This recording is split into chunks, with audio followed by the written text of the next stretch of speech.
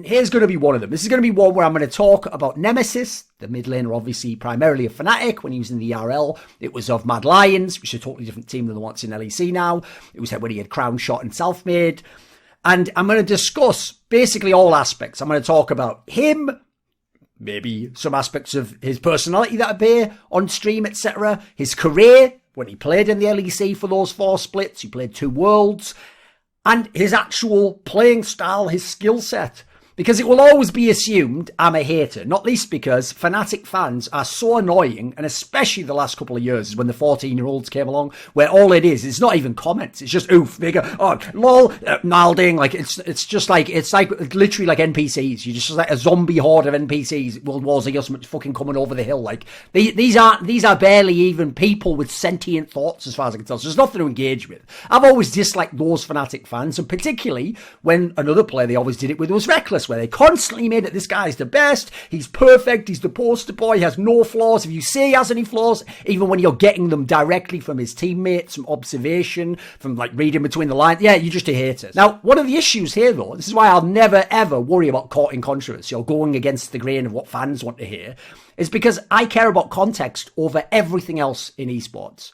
There are way too many fanboys, particularly Fnatic fanboys online, just as with TSM or in the other region, who, due to upvotes and downvotes, or due to en masse spamming opinions, or due to attacking anyone, this is why a lot of pro players and coaches are very careful talking about these specific teams and their players and problems in a way they wouldn't be about another team, even a great team like a G2 or Cloud9, is because the influence of these shitters skews the discussion and just warps it completely out of bounds. It just makes it completely pointless. Like, one of the things I'll never tolerate was the idea that when Perks was one of the best mids in the league, or Caps was one of the best mids in the league, they were going to make it because, like, oh, well, technically, maybe Nemesis could be like 3rd or 4th, and they made it sound like that meant he was close to Perks or Caps. He was closer to the mids below him than the gap between him and Caps and Perks. And that's just go back and watch. Even when Caps had his issues, still what he could do on the map and the influence he had over his team and his junglers far exceeded anything Nemesis was able to do at the time. Nemesis was just simply a good mid laner at the time. So this is just cope from a lot of these fans. It's why they can't ever actually attack your points. They have to just go with, like, you must hate him. Oh, you're lying. Oh, make stuff up. Oh, you just say things for drama. Oh, you just criticise him because he's box office and that gets you all the hits. Haven't you noticed how these players come and go? I remain. My channels remain. My talk shows remain fire. I get the next generation of players. I don't need these motherfuckers. I don't need you. If that's you, you know what? Jog on. This ain't the right saloon for you, partner. So, mosey on out. You just go down to the next one. I'm sure there's some dog shit one for morons who like Fnatic. Isn't the content for you guys? I think LEC makes it, don't they? Oh, yeah. So, at one point in time, that Monty comes to NA and he admits that they have a great period of time, and then Monty designs this comp that they use that they win some games with. Only then he denigrates that and says, I mean, it's a fucking Civ comp. You group up and you win, right? But here's what's funny, leave that in itself, you're like, who the fuck are you, kid? We just gave you something that works as a coach. It worked and you won. Right, that's good. That's good coaching then. You're admitting it's good coaching. But instead you're like, that's nothing big. You just made a Civ comp. Anyone can do that. Well, in that case, mate, why didn't you just do stuff like that all the time? Sounds so fucking easy, doesn't it? Why weren't you taking responsibility, being proactive and having the team do all these great comps and win all the time? It's easy, apparently. You just pick Civ, group up, there we go. But he then sort of even counters his own argument by saying, but I guess that's amazing for CLG, considering how hard it is to get people to group on the team. Exactly. So why are you shitting on someone who's actually managed to succeed where others fail, including you and the other CLG members? Sounds like that's great coaching to me at that moment in time. Still a top, but like, he has everything. So this is why I made that point at the time.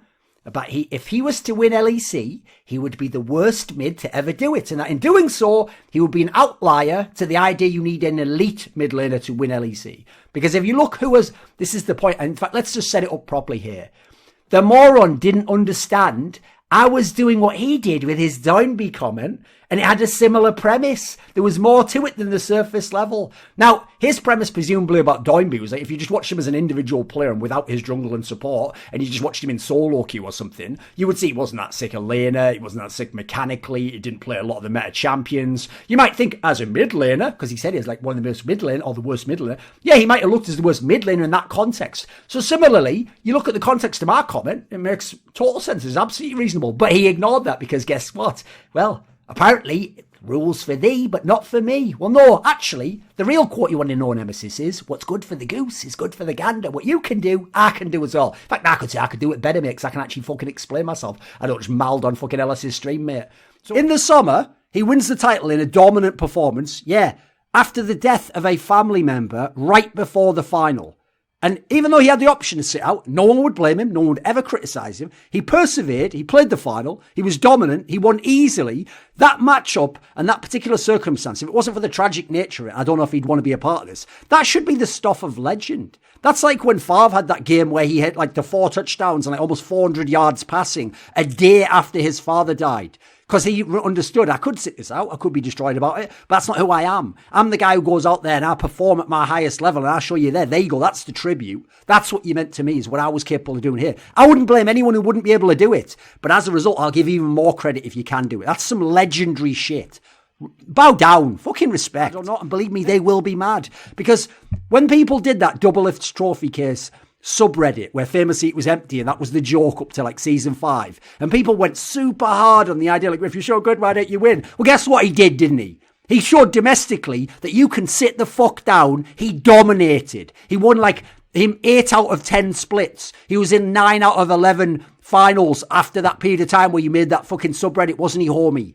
Without him, TSM only has 4 titles out of the 7 that they've won. He's responsible for almost half of their fucking domestic dynasty. Not Reggie, not just Bjergsen. I saw Bjergsen on his own with tons of talent around him. What were he able to do with the best in the West, right? What was he able to do with legendary players as his junglers, as his different positions on the map? Exactly. It is whatever on that one. So obviously this brings up the whole thing where especially American fans love to use that line. You're only as good as your last game. No, what that says to me is that's a counter signal. You think, I'm being really discerning here, do I have like an elite set of tastes? And you're only as good as your last game, sir.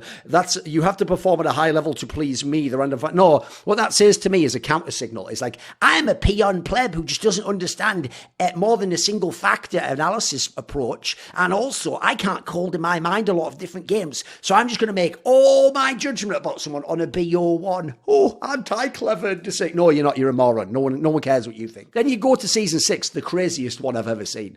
Because everyone laughs at the whole Lucian top meme, and obviously Immortals didn't make it to Worlds. Everyone loves to dunk on him, like, lol, they were just fucking, Hoodie was trash in NA. Like, mate, Hoodie was the best top laner this year.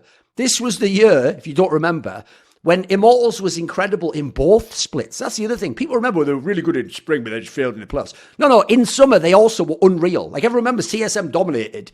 Mate, Immortals was right there with them. Those were the 2 teams dominating. Now, the Slow Esports, obviously a broadcast channel on YouTube that create documentaries and topical polemic news pieces, are hack, scum, parasites on this fucking industry and, quite frankly, on my own work, as I've sadly had to experience. So that might seem like, whoa, where's this coming out of left field? Like, I've somebody showing their videos, they're all right. They are hacks.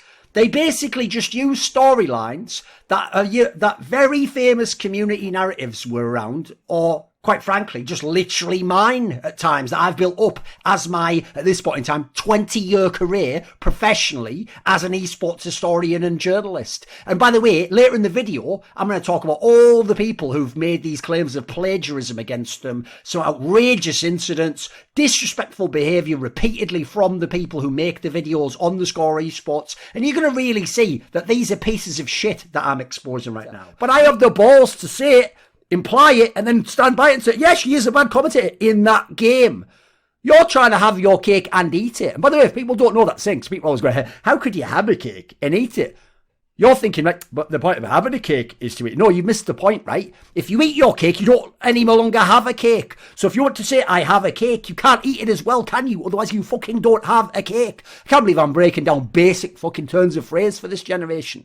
So, now, I'm a baller, a visionary, and a hard worker, so you can imagine I'll always get by in esports. But at the same time, I very much appreciate the people who support me, such as Matt Pugnatio, Rajcula, Ahmed Hadjou, Tosh, Bot Pounder 420, Animosity, Token, Tobias Bernasconi, Kovacevicd, Jensen Goh, and as always, special thanks goes out to Jerky's Minion. Would you like to suggest a topic or a guest that will appear in my content? Do you want to ask a question in my monthly AMA? Maybe you want teasers, find out who the upcoming guests are for some reflections or interview content. Or do you want to be one of those nerds asking me questions, talking about the old days and new things and all those long, lengthy, topical discussions that I do? Well, if any of those tickle your fancy, put your money where your mouth is and join the Skrilluminati today. Where? Via the Patreon link in the description box.